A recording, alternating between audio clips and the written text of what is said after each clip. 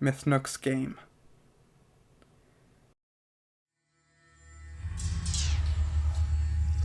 Somewhere in the middle of New Mexico, speeding freely into the Chihuahuan Desert, Tom's 2010 Chevy bumped and rattled across a street that had not been bumped and rattled across in who knew how long. We never passed a car going in the opposite direction. That was for sure. I was in the passenger seat, staring listlessly over an expanse of dry wasteland, a geography textured by countless rock formations and desert spoons. It was almost midnight, and the sky was specked with millions of tiny stars, a telltale sign that we were far from the city. Behind us, Carol moaned and sobbed like an animal being led to the slaughter. But not only because she was in pain. She was afraid. We were all afraid.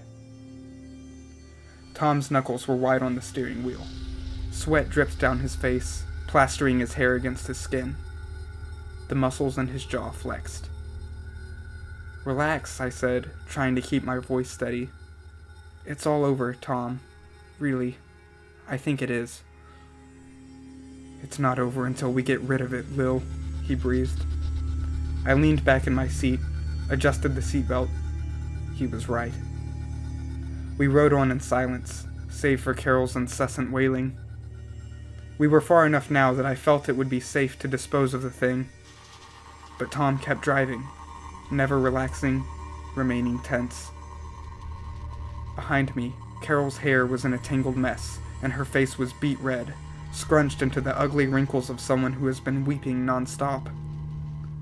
The cuts on her skin were still there, and still bleeding. The wounds weren't clotting. We'd need to take her to the ER after this, but this was more important. Fast forward another 10 miles, and Tom steered the Chevy straight off the road, into the bumpy desert terrain. The car dipped and rose sharply with great muffled impacts until we came to a slow stop far from the road. Around us, in all directions, was a moonlit wasteland. I helped Carol step out of the vehicle as Tom went around to the back and popped the trunk open. "No!" Carol shrieked, tears streaming her face. "No! Get that thing away from me! Get it away!" I restrained her as Tom continued to rid the trunk of gasoline containers, a matchbox, a shovel, and an ancient, scarred board. The board was square and decorated with an arching alphabet, a number line, and the dismissing statement, "Goodbye." It had become apparent, I think, by that point, that the goodbye was either malfunctioned or simply ignored. Tom threw all of this stuff onto the ground and began to shovel up mounds of dirt as I tried to console Carol. She wouldn't stop screaming, screams that were sometimes words and sometimes incoherent. Eventually, I wrapped my hand over her mouth, thinking that if anyone else were to see us out here, what with a screaming girl and a guy digging something like a grave, it wouldn't look good. But that was a ridiculous fear. We hadn't seen a single person for 60 miles. I kept telling Tom to stop and get it over with, but he wasn't answering me. He just kept digging, faster and faster, until his hands became raw from holding the shovel handle. He stopped about 3 feet down, standing in quite the pit, sweating. Then he hopped out and picked up the board.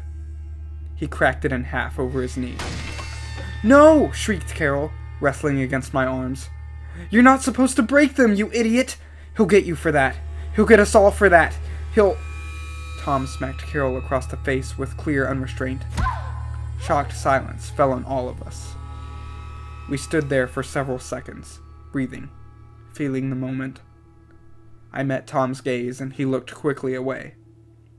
I knew he regretted it now. It had been an impulse. There was a pink handprint engraved on Carol's cheek. "He," said Tom, weighing the board in his hands, "is not coming back."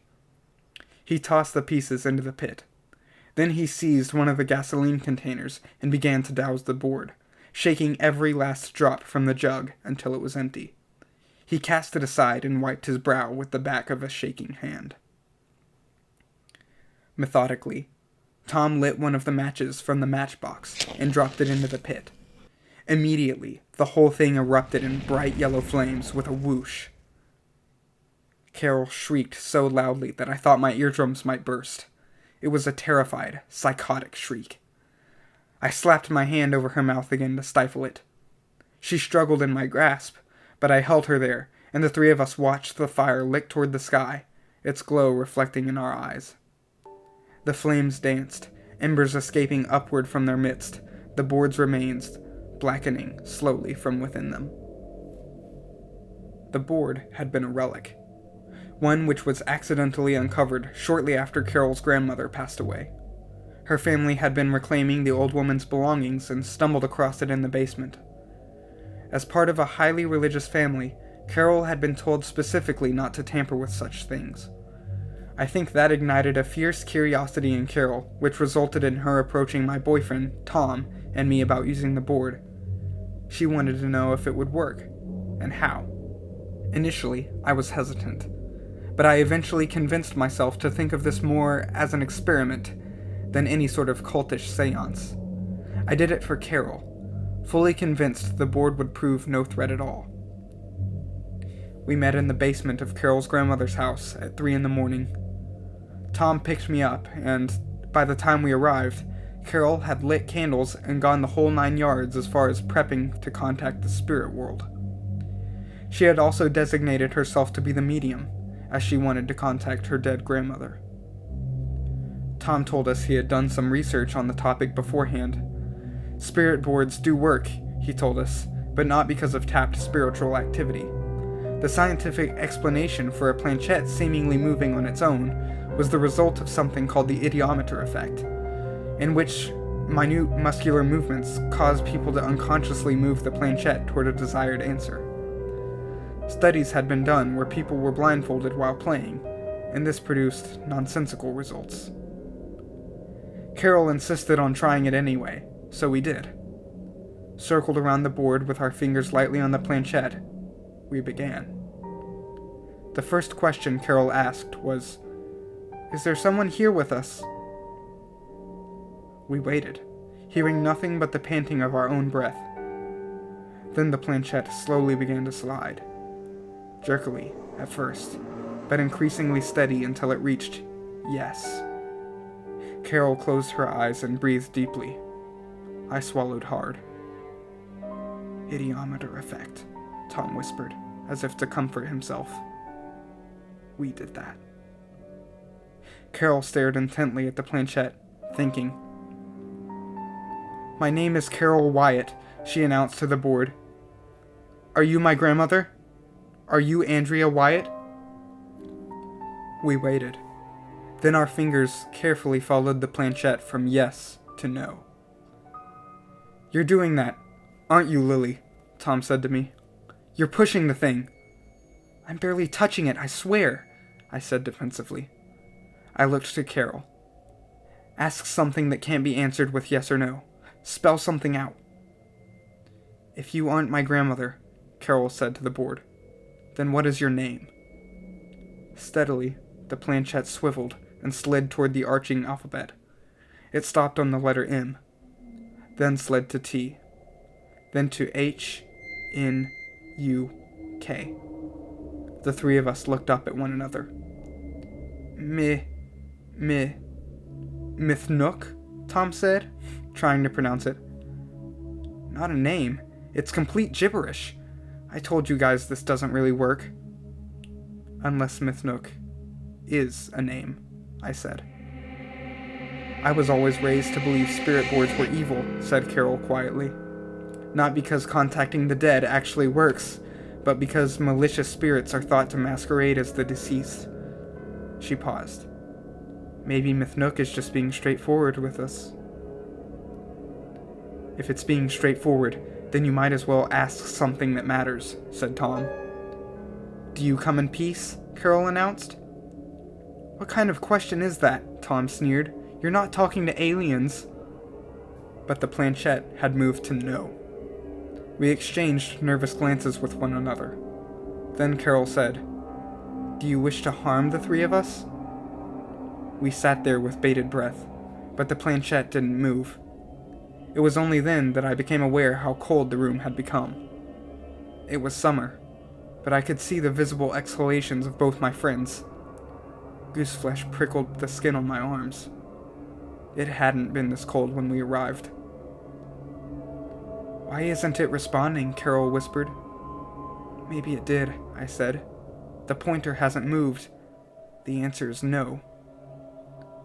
"Assuming there is some malicious spirit talking to us," said Tom, "why would it come with ill intent and refuse to harm us?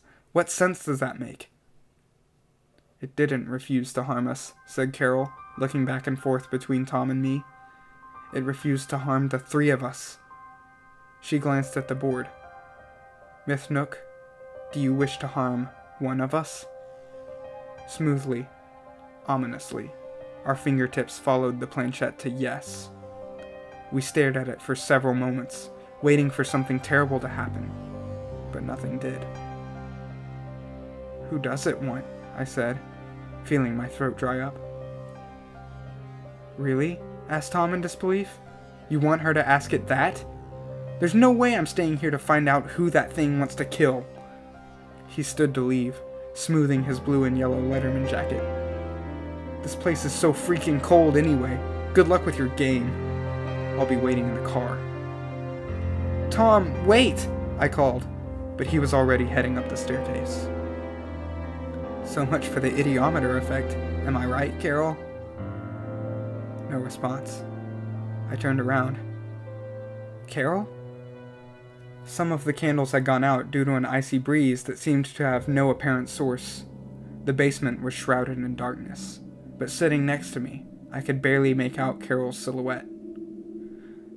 The light was dim, but she seemed to be just sitting there, frozen. "Are you all right?" I asked timidly. She began to make small choking noises, softly at first. Then her body started to retch. Her hands went to her throat as she gasped for air, seeming to gag on nothing at all. "Carol?" She collapsed onto the board, violently convulsing.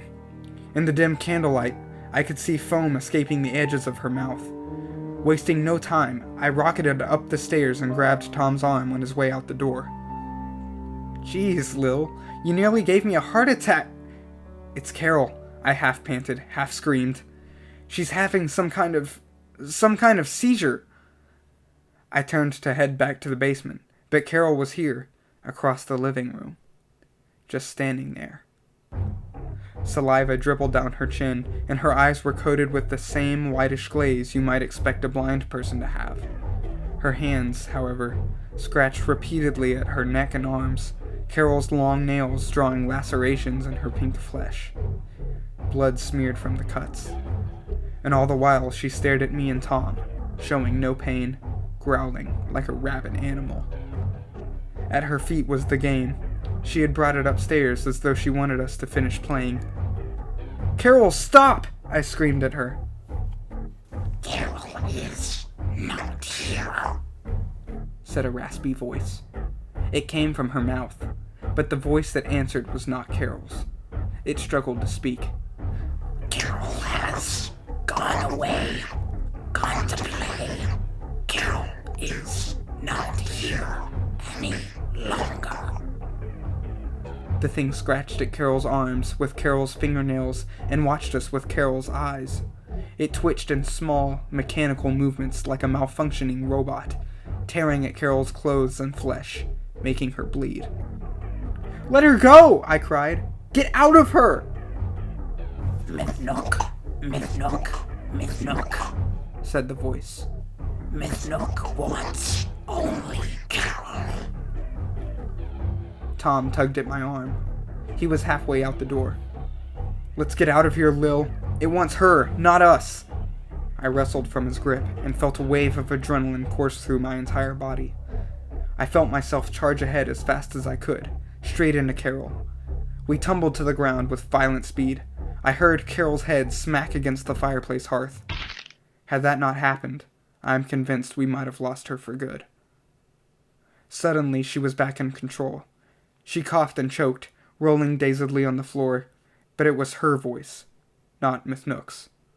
Her arms and throat were slathered in blood. The wound on her head had started to bleed as well. Carol? Are you alright? I breathed, but she could only sob and retch, tears leaking out of her eyes in great waterfalls. Tom and I pulled her upright and threw her arms around us, dragging her like a wounded combat veteran. We dragged her all the way to Tom's Chevy and laid her in the back seat. Tom went around to the back of the car and put something in the trunk. The board. But at the time, I failed to question why he brought it.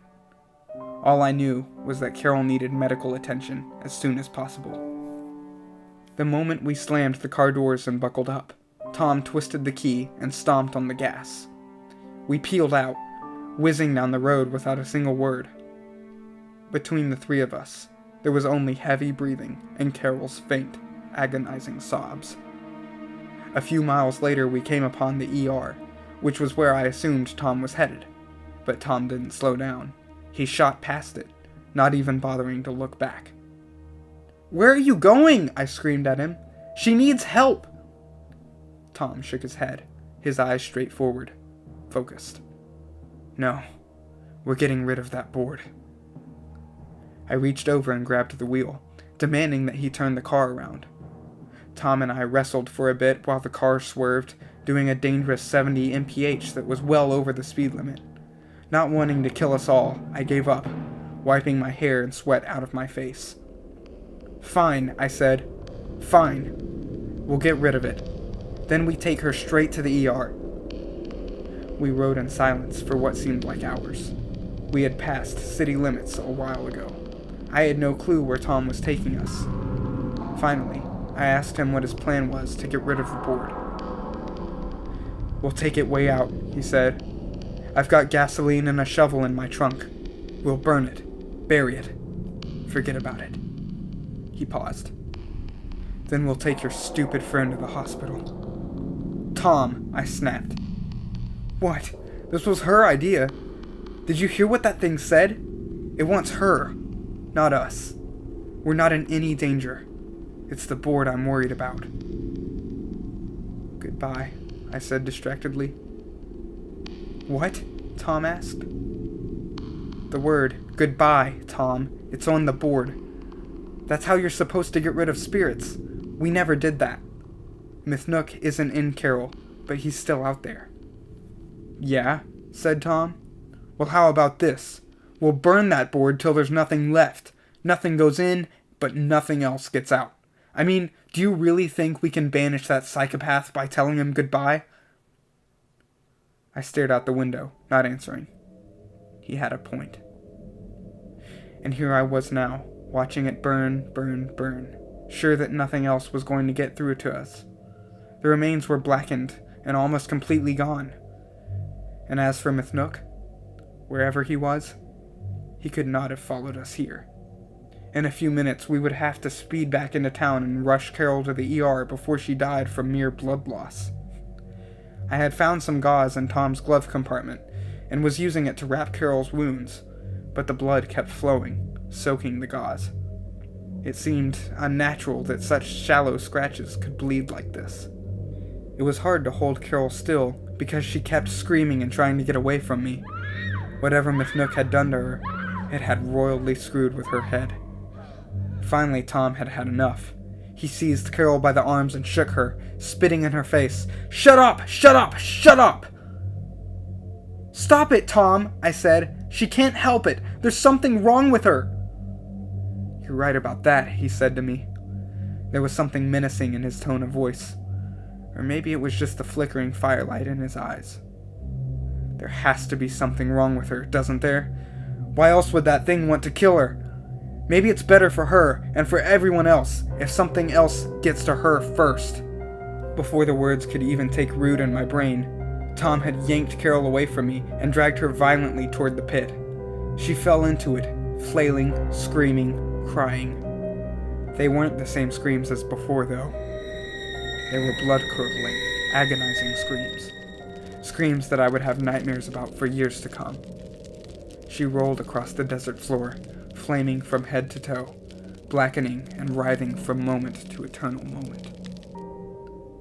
All I could do was watch. My jaw dropped, my eyes opened wide. The world began to blur. I felt Tom's strong hand grab my hair in a painful fist and jerk me backwards. In his other hand was the shovel. I fought against him, crying, but I was weak and shocked. He threw the shovel into the trunk and buckled me into the passenger seat. I was in such a horrified shock that I had stopped struggling by that point. Somewhere, off in the distance, I heard Carol still screaming, still on fire. But they were no longer Carol's screams. They were Mthnuk's, raspy and hoarse, no longer agonized, but joyful. Tom drove me home that evening. He made me promise never to tell this to anyone. No one knew where we had gone. No one would ever find out it was us. To the present, Tom insists he was doing Carol a favor. He thinks we're safe now. He thinks Mthnuk died with Carol. I'm not convinced. Maybe it's just that cold shiver that goes down my spine late at night, but sometimes I get a hunch that Mthnuk's still out there, drifting, waiting. One thing is for sure, though. When I close my eyes to go to sleep, I can still hear Mthnuk's screams, laughing in the fire. I'll dream that I'm riding home in Tom's car, having just witnessed a murder that I can never tell anyone, but can never forget, and I'll turn to the back seat to see Carol, blackened and bleeding beyond all human recognition, her face melted, her hair gone, her eyes bright. And quietly, she raises a finger to her smiling lips while pointing to the back of Tom's head. He's next.